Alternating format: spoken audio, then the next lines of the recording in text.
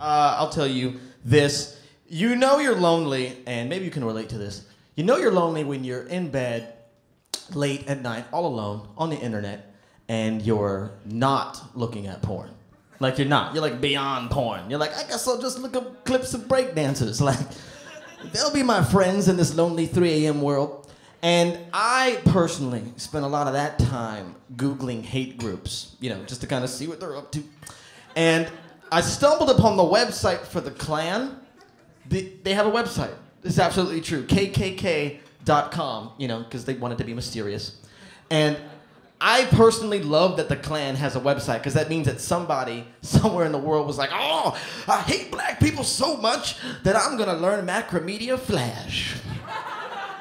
Because HTML can't express my rage. And there was a phrase on the website that caught my attention that I loved.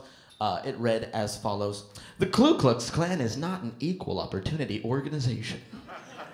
You must meet our requirements 100% to become a member." And I'm like, what? Who doesn't get that? Like, who hasn't gotten that message? I like to imagine that the Klan was having like a party, you know, like a shindig, a Klan bake. And everyone was there, and it's business casual, so they're wearing like collared shirts and jeans. They're still wearing their hoods. So it's party on the bottom and business on top. And then one of the Klan members was like, hey, fellow Klans guys, I assume that's what they call each other.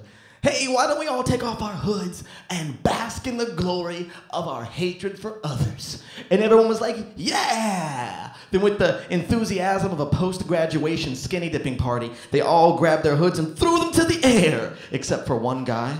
And they were like, Buford, take off your hood. He's like, no, it's okay, guys. I'm just gonna stay over here with this punch. This punch is really delicious. This is the perfect combination of sweet and tart. Buford, take off your hood. It's all right, guys. It's not for me. It's not for me. I'm just going to have some more of these chocolate-covered pretzels. What are these? Are these take 5? I think I'll take 6. Buford, take off your hood. And then, like the most messed up ending to the most messed up episode of Scooby-Doo ever, they gang up on him, take off his hood, and they're like, oh, it's old Negro Jackson from the farm. He was going to poison our punch. He's like, I would have got away with it, too, if it wasn't for you meddling kids. They beat him to a death. And in the middle of the beating, someone in the back was like, man, we got to change that website.